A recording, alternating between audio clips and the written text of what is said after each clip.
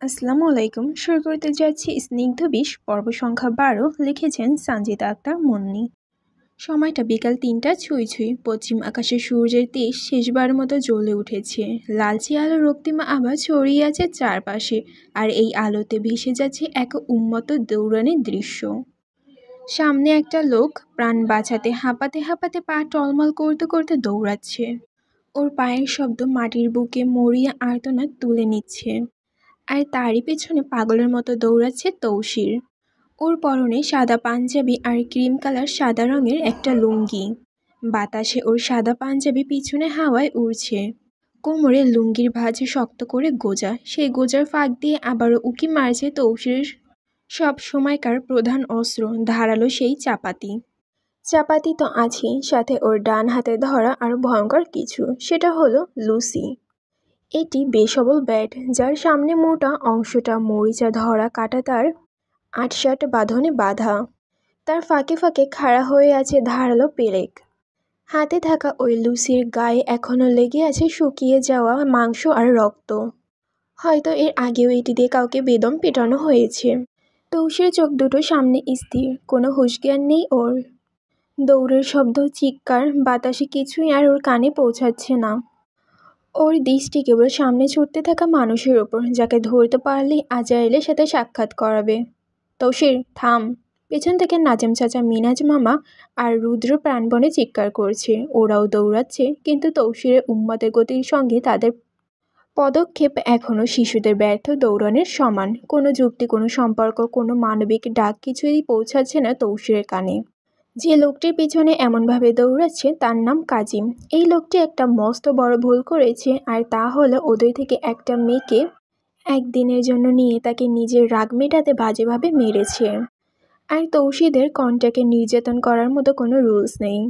মেয়েরা নিজের ইচ্ছায় আসে, নিজের ইচ্ছে মতো ক্লায়েন্টের কাছে যায়। তৌসির সাফ কথায়, ভোগ করবি কর, কিন্তু টর্চার করলে খবর আছে।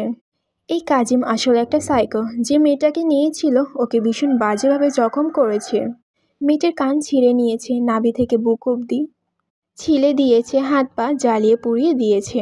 তৌসির এসেছিল নাজহার নামে অ্যাকাউন্টের খোলার ব্যাপারে কথা বলতে। এসে এসব দেখে আর শুনে তৌসির মেয়েটাকে সিটি হাসপাতালে ভর্তি করে এসেছে।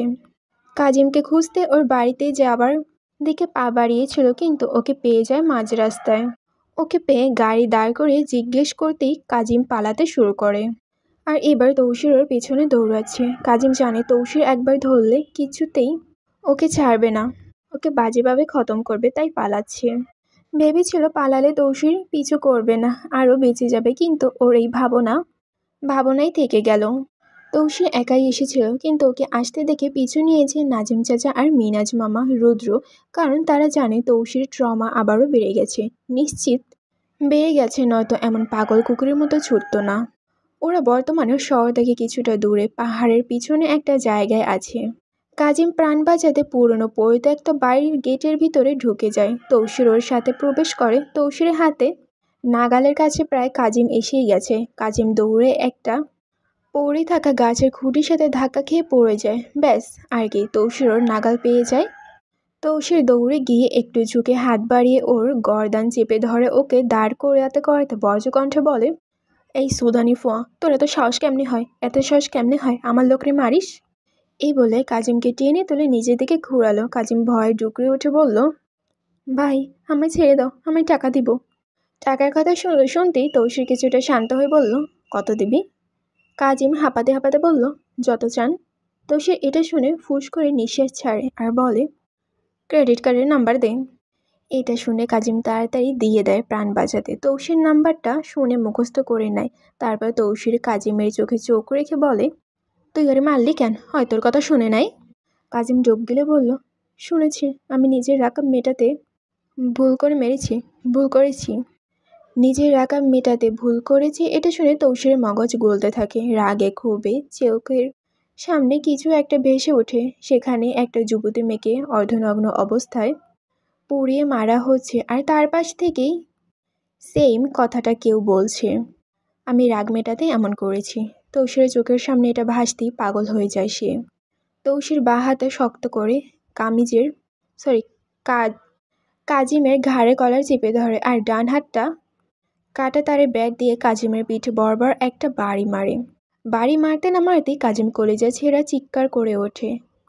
কাটা তার আর লোহার পেরেকগুলো কাজিমের শার্ট ভেদ করে পিঠের মাংসে ঢুকে যায় টুসটুস করে। ঝরঝর করে রক্ত বের হতে থাকে। তৌসির ওর চিৎকার শুনে হাসতে হাসতে ব্যাটটা এক টান দিয়ে বের করে নেয়। সাথে সাথে কাজিম আরও চিৎকার করে ওঠে। ব্যাটটার সাথে ওর পিঠের কিছু মাংসও ছিঁড়ে খুলে পড়ে মাটিতে, আর কিছুটা ব্যাটের সাথে এঁটে থাকে। কাজিমের জিভ বেরিয়ে আসে। তৌসির দাঁতে দাঁত চেপে বলে, খানকির পোলা, তোর এত সস, তোর এত রাগ, আইস তোর সৌর রাগ বাইর করমু।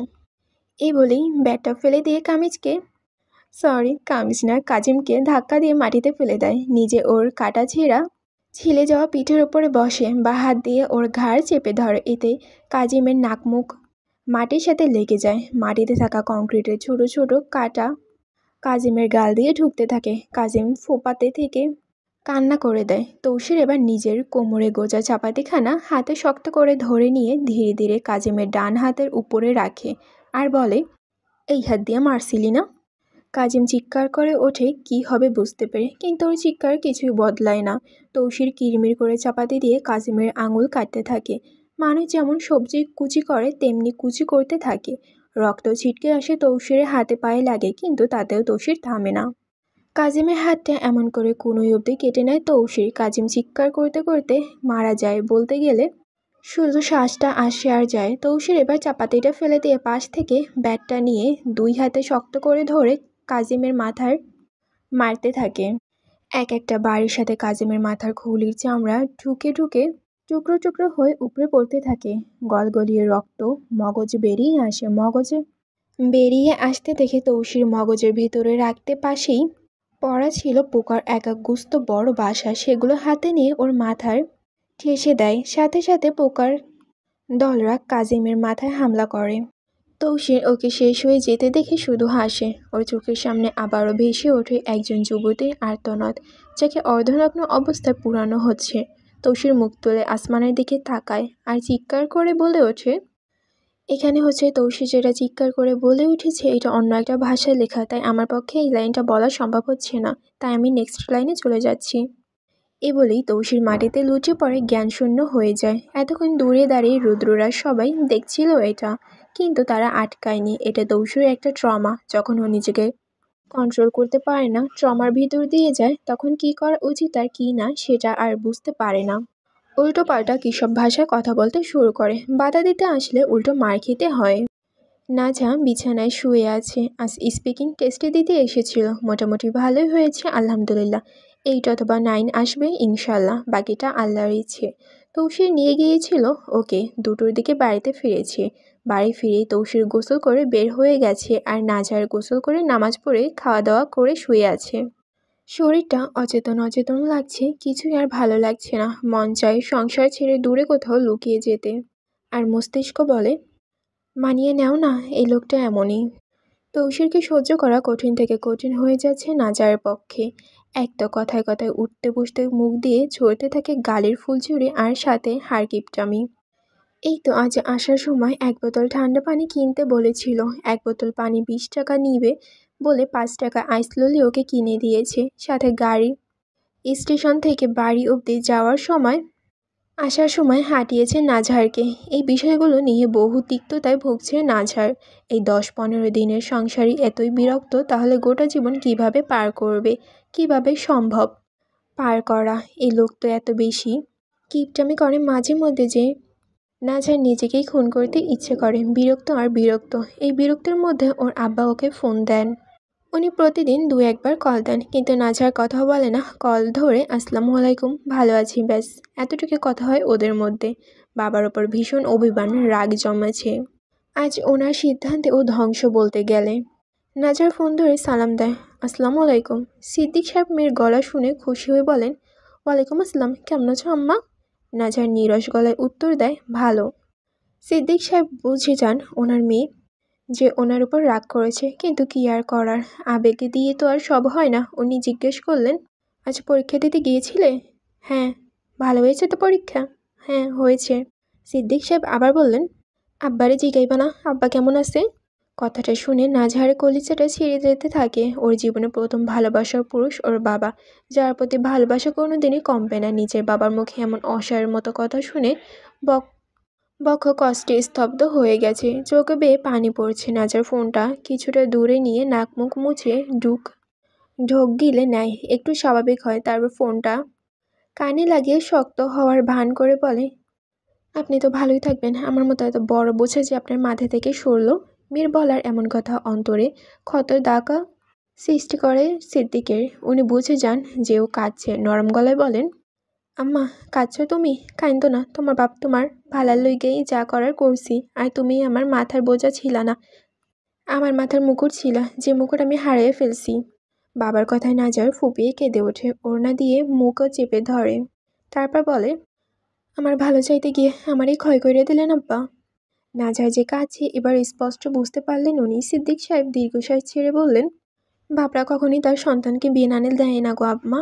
তুমি ভুল বুঝছো না তোমার বাপরে। তোমার বাপ সারাটা জীবন তোমার ভালো লইগেই আগলাই রাখছিল, কিন্তু শেষমেশ পরিস্থিতি কেমন ঝড় হওয়ার মতো সব কিছুর আশা হারাইতে হইল।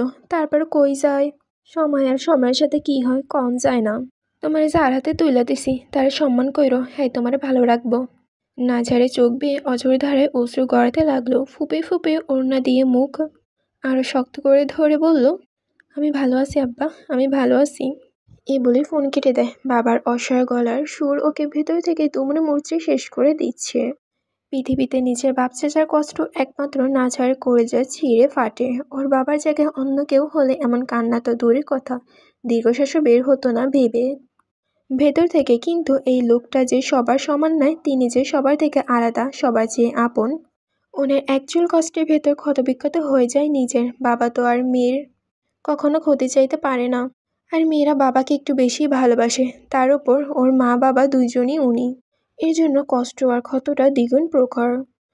তৌসির, রুদ্র আর কেরামত সবাই মিলে ছাদে টিভি দেখছে। দুপুর ঘেটে যাওয়ার ঘটনার কারণে তৌসিরের মেজাজ এখনও তীক্ষ্ণ। যদিও জ্ঞান ফেরার পর সবকিছু স্বাভাবিক হয়ে গেছে, তবু ওর হাত অস্থির হয়ে আছে, ভীষণভাবে চুলকাচ্ছে। মন চাচ্ছে আর একটা লাশ ফেলতে, কিন্তু না, অকারণে খুন করে হাতে দাগ ফেলা তৌসিরের নিয়মে নেই। ও বরং মিটমাটের মধ্যে সমস্যার সমাধান করতে পছন্দ করে। তুচ্ছ কারণে খুন করা, তারপর লাশ লুকানো, রক্তে ভেজা কাপড় ধোয়া, এসব ওর কাজে ঝামেলার থেকে বড় কিছু মনে হয়। বেশি রক্তের দাগ লাগলে সেই কাপড় আর পরা যায় না, তার উপর লাশ গুম করতে হয়, টাকা খরচ হয়।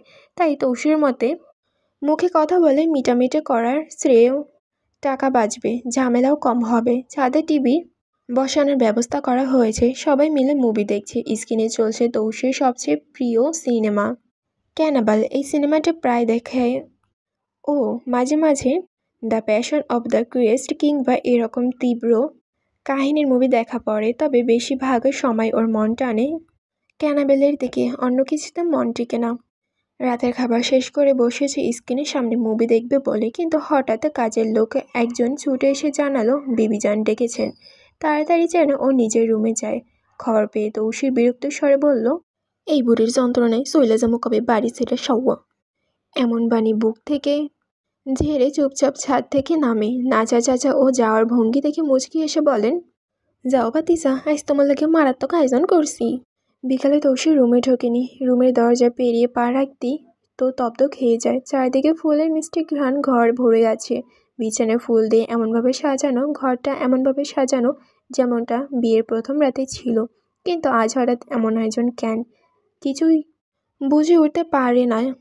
তারপর বিবিজানের দিকে তাকিয়ে বলে, বিবি, ব্যাস এর কিছু গলা থেকে বের করার আগে কথা হারিয়ে যায়। বিবিজানের পিছনে একজনের উপর তৌসিরের নজর আটকে যায়। পা থেকে মাথা অবধি তাকে পরখ করতে গা ঝিম ধরে যায়। মনে হয় কেউ 400 ভোল্টেজের শক দিয়েছে।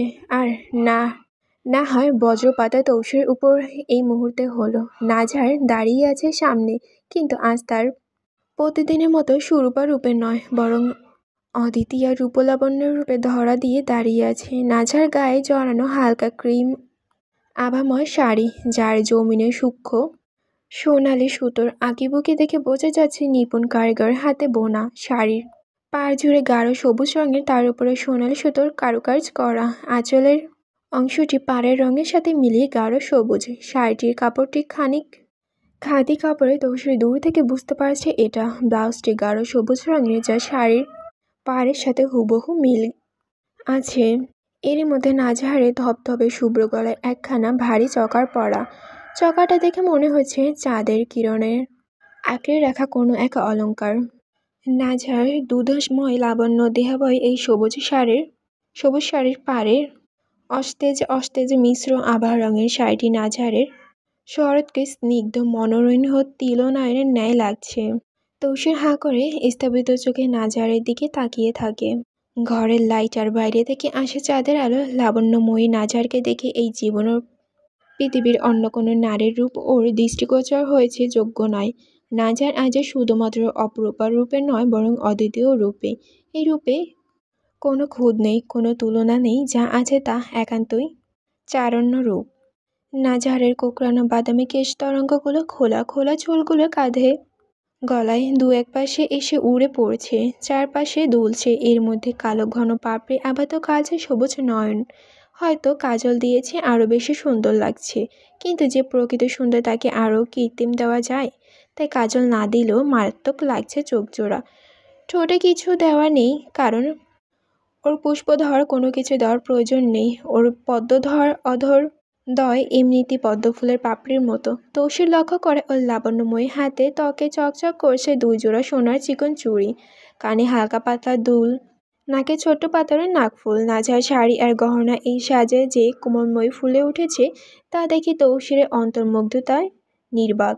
ওর মুখ থেকে সব শব্দ উধাও হয়ে গেছে। আজ ওর মনে হচ্ছে পৃথিবীর কোনো তুলনা, কোনো বিশেষণই নাজহার এই রূপের যোগ্যতা রাখে না। এই সৌন্দর্য তুলনাহীন। তৌসির শুধু স্তব্ধ চোখে নাজহারকে দেখতে থাকে আর মনে মনে স্বীকার করে নাজহার আজ নিরুপমা, যার রূপের কোনো মাপকাঠি নেই। যে সৌন্দর্য দেখলে শব্দধারা সব চুপ করে যায়, সেটাই তো নিরুপমা। আর সবচেয়ে মিঠার মুহূর্ত হলো এই অন্যান্য রূপসী তৌসিরের নিজের একান্ত। তৌসির যতটুকু না নাজহারের রূপে বিমোহিত হয়েছে, তার চেয়ে দ্বিগুণ তীব্র মোহে আবিষ্কৃত হয়েছে ওর চিত্ত নাজহারের সবুজ কালচে চোখ। এই নয়নদ্বয় মনে হয় বর্ষার ভেজা শ্যামল মরুভূমি আর সমস্ত রহস্য রাতের আকাশের স্তব্ধতা একসাথে এসে ভিড় করেছে।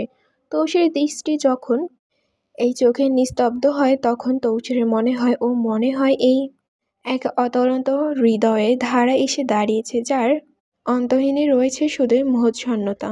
তৌসিরকে এমন তব্ধ খেতে দেখে বিবি জানি এগিয়ে এসে ওর গাল টেনে দিয়ে বলল, শুধু চোখ দিয়া না গিল্লা, অন্য কিছু করো মিয়ার হালা।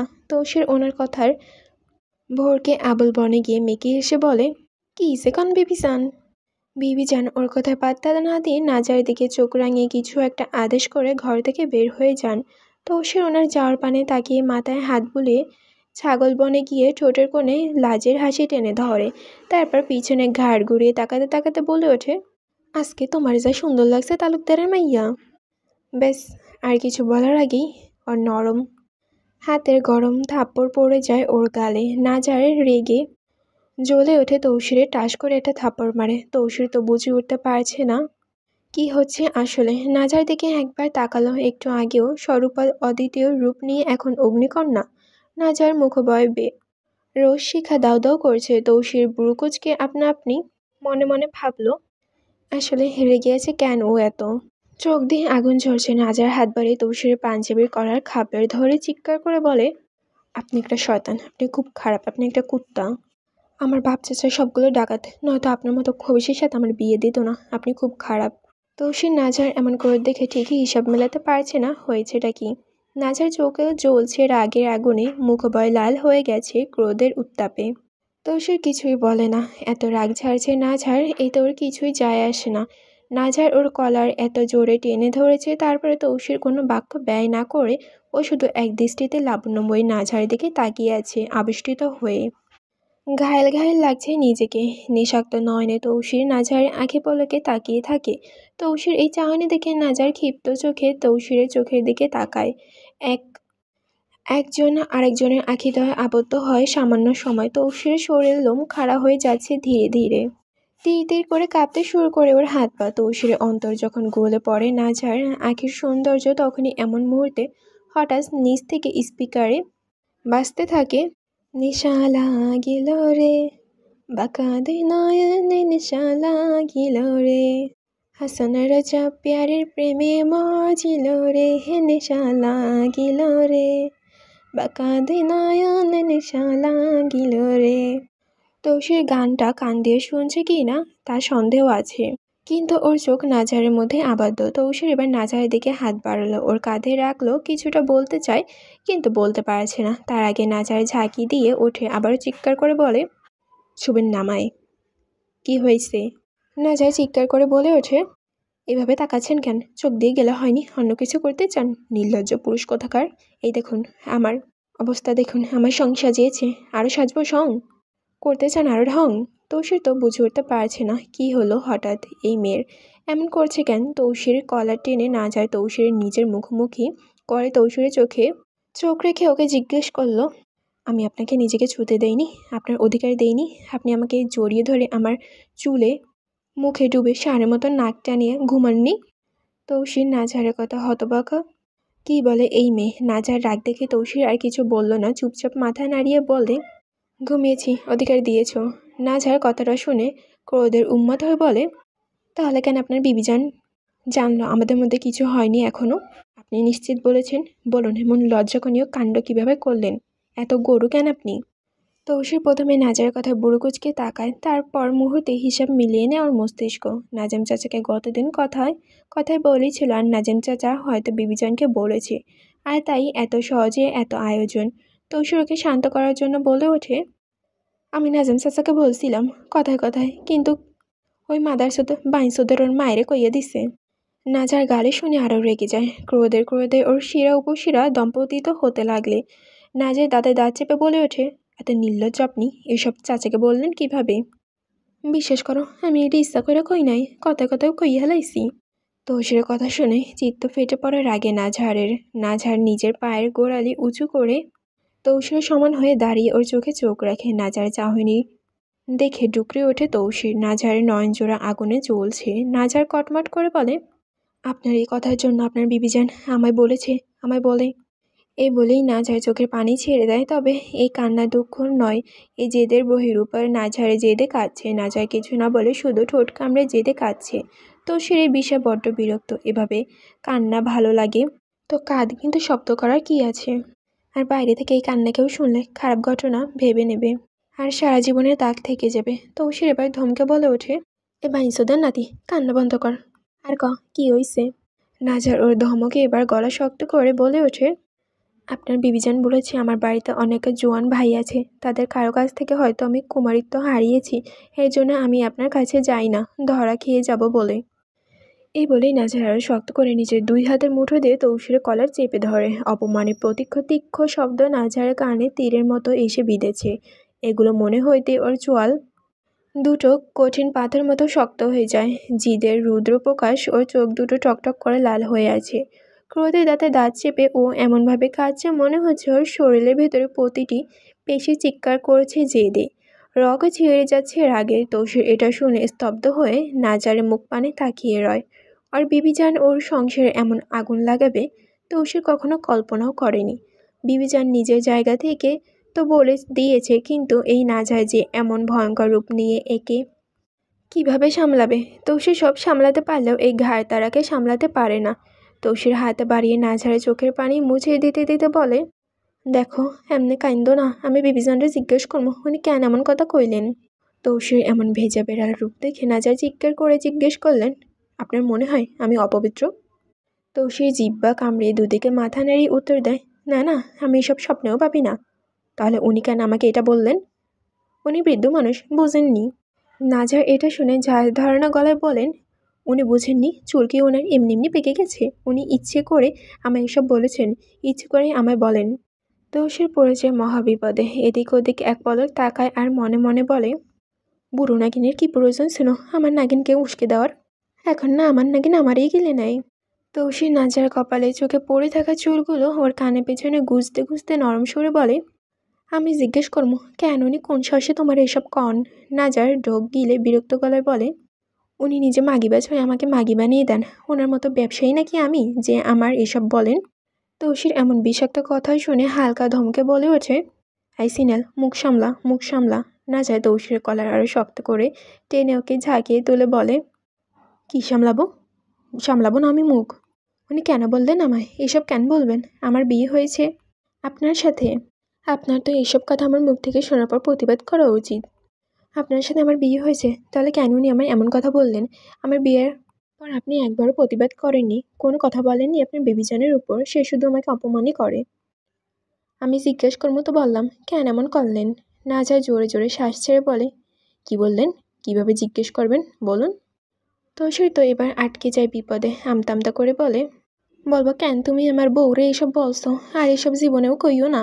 নাজার দাঁতে দাঁত চেপে বলে, কেন এত শান্তভাবে কেন বলবেন? এমনি তো আপনার গালির ফুলঝুরি মুখ থেকে ছোটে, তাহলে আমার বেলায় কেন এত নরম হয়ে জিজ্ঞেস করবেন কেন? তাইলে কীভাবে জিজ্ঞামু? তৌসির কথায় নাজার তৌসিরকে টেনে নিজের আরেকটুখানি কাছে আনে। তৌসির শরীরের লোম খাড়া হয়ে যায় এতে। এই মেয়ে ওকে হার্ট অ্যাটাক করাবে নিশ্চিত। নাজার তৌসিরে শিখিয়ে দেয়, গিয়ে বলবেন, আমার বউ তোমার মতো নয়, আমার বউ ব্যবসা না যে অপবিত্র হবে। আমার বউকে দ্বিতীয়বার এসব বললে বড্ড খারাপ হবে, বড্ড। এ বলে তৌসিরকে আবারও শোধায়, এভাবে বলবেন? আইসা বলবো। এই যে এত কিছু হলো, সব দোষ আপনার। তৌসির মাথা নাড়িয়ে বলে, জি ম্যাডাম, সব দোষ আমার। নাজার আবারও তৌসিরের চোখে চোখ রেখে বলে, সব দোষ আপনার। তৌসির এবার মাথা নেড়ে সম্মতি দিয়ে নরম গলায় বলে, জি আমি মানি, সব দোষ আমার। এ বলে মিনমিনি বলে, পৃথিবীতে যত দোষ আছে সব দোষই দশা, আমার পাশেই আটা। নাজার এটা শুনল না ভালো মতো। ওর ক্রোধের ঘরে দীর্ঘশ্বাস নিয়ে তৌসিরে দূরে ঠেলে দিয়ে কিছুটা সময় চুপ করে দাঁড়িয়ে থাকে। তৌসির ছাড়া পেয়ে সোজা হয়ে দাঁড়ায়। তারপর পাঞ্জাবির কলার হাত বুলিয়ে দেখতে থাকে কলারটা ছিঁড়ে টিড়েলো নাকি। এই পাঞ্জাবিটা সেদিন ছিঁড়ে দাগ লাগিয়েছিল, আবার সেলাই করে দিয়েছিল, কিন্তু দাগ যায়নি। এমন দাগযুক্ত পাঞ্জাবি পরে সে এখন। একটু দাগের জন্য 1200 টাকার পাঞ্জাবি তো আর ফেলে দেওয়া যায় না। আজ ভাগ্য একটু সায় দিচ্ছে তৌসিরের, না তো আজ ছিঁড়ে নিত নাজার কলারটা, আর এখন ছিঁড়লে সেলাই করা মুশকিল হয়ে পড়তো। এবার নাজার তৌসিরকে উদ্দেশ্য করে আদেশ দিয়ে বলে, একটু হাঁটু গেড়ে বসুন। তৌসির এটা শুনে চমকে তাকায়, ভুরু কুচকে বলে, কেন? আমি বসতে বলেছি, বসুন।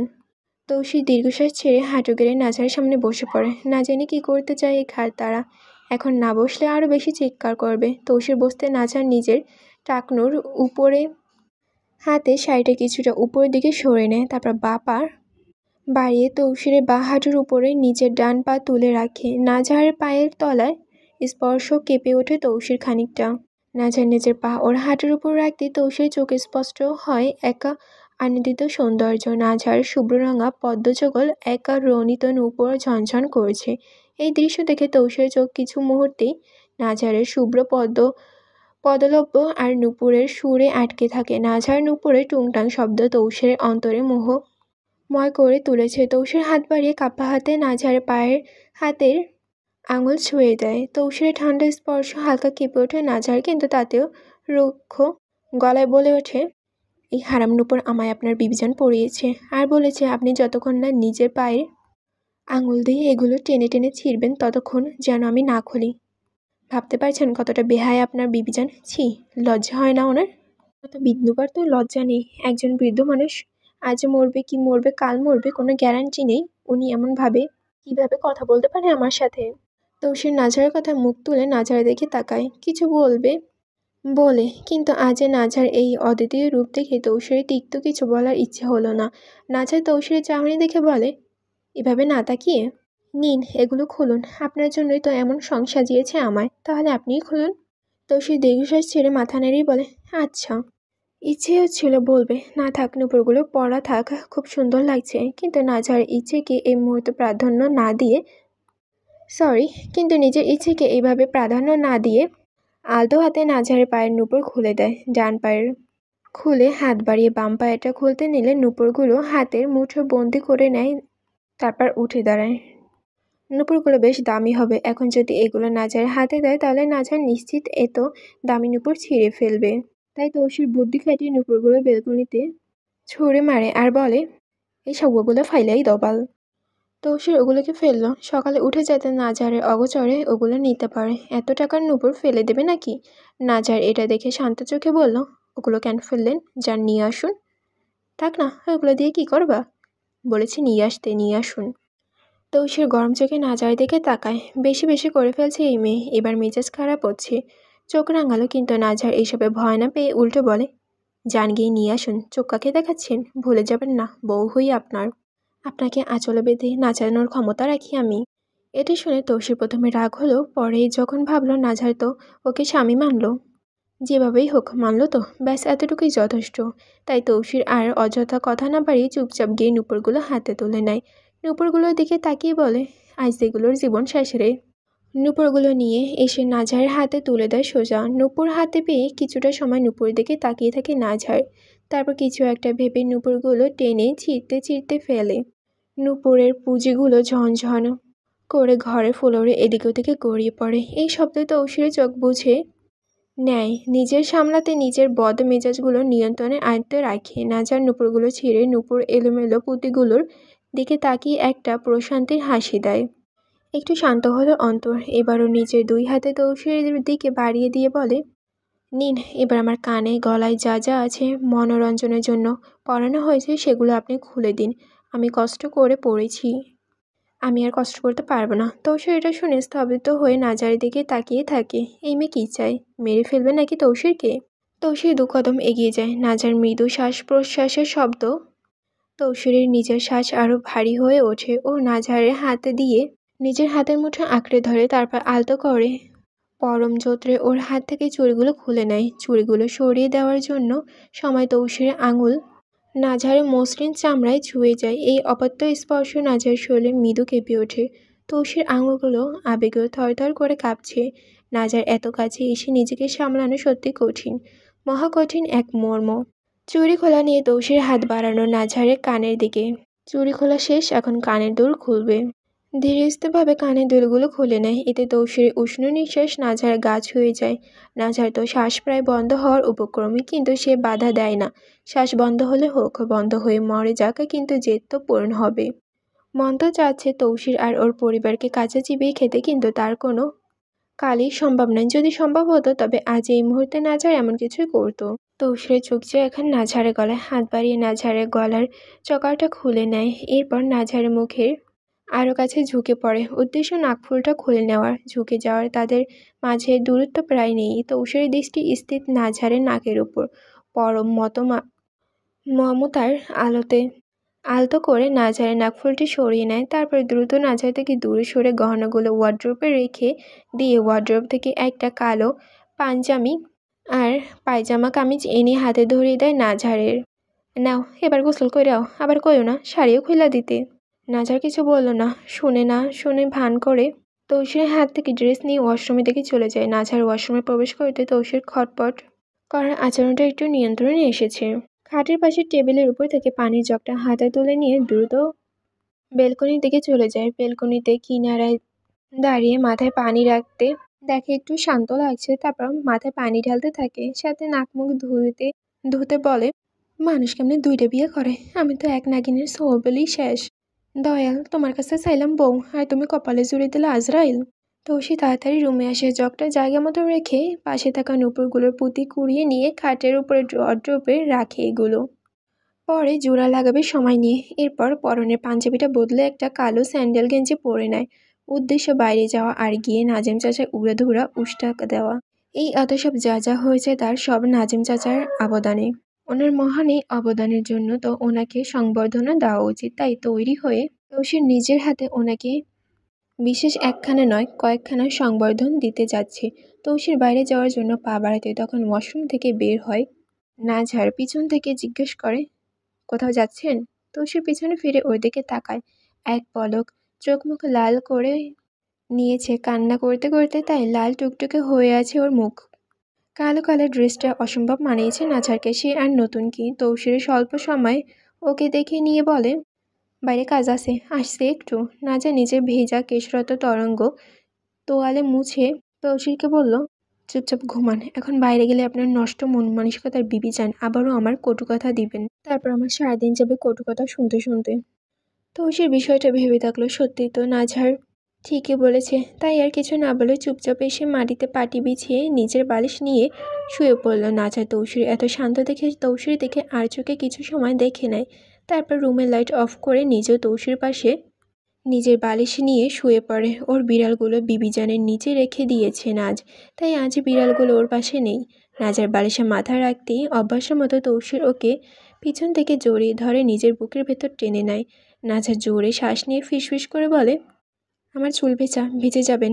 এটা শুনে তৌসির মুচকি এসে নাজহারের ঘাড়ে নিজের মুখ গুজে দেয়। নাজহারের ভিজে চুলের ঘ্রাণ নিজেকে হারিয়ে নেয়, চোখ আপনা আপনি লেগে আসে। তৌসির খোঁচা খোঁচা দাড়ি তীক্ষ্ণ আঘাত নাজহারের নরম ত্বকে ছিন্ন বিচ্ছিন্ন হয়ে যায়। চোখে কিনারা বেয়ে গড়িয়ে পড়ে দুফোঁটা পানি। নিজের প্রিয় পুরুষের স্পর্শের বদলে অপ্রিয় কারো ছোঁয়া আর বিষাক্ত কাটার মতো বিচ্ছে ওর শরীরে। এবার তৌসিরের দিকে ঘুরে শোয়ার সিদ্ধান্ত নেয়, কারণ এভাবে ঘুমালে তৌসির ওর কাছ থেকে সরবে না, আর তৌসিরের খোঁচা খোঁচা দাড়িগুলো ওকে বড্ড জ্বালাবে। যেই ভাবনা সেই কাজ। নাজহার ধীরে ধীরে তৌসিরের দিকে ঘুরে যায়, ওর মুখে ঠেকে গিয়ে তৌসিরের গলায়। তৌসির এত ভারী বিরক্ত হয়ে বলে, এই নড়ো না তো। নাজহার সহজ ভাষায় উত্তর দেয়, আমায় ছেড়ে ঘুমান, আমি নড়ব। এত কথা কও কেন? এক লাইন বেশি করার অভ্যাস হয়ে গেছে? হ্যাঁ হয়েছে, আপনার জন্য আমি বুঝি ঘুমাতেও পারবো না? সারা রাত আমার বুকের ভেতর ঈদের মতো ঘাপটে মেরে ঘুমাইয়ে কাও, ঘুমাইতে পারো না? আপনার বুকে ঘুমালে ঘুম শান্তির হয় না। ব্যবসার মতো মিথ্যা কথা বলাই দেখতেছি 100-তে 700 তুমি। নাজার রাগি সুরে বলল, কথায় কথায় আমার বাপ চাচাকে কেন টানেন? জাতের দুশ্মন তো, তাই টানি।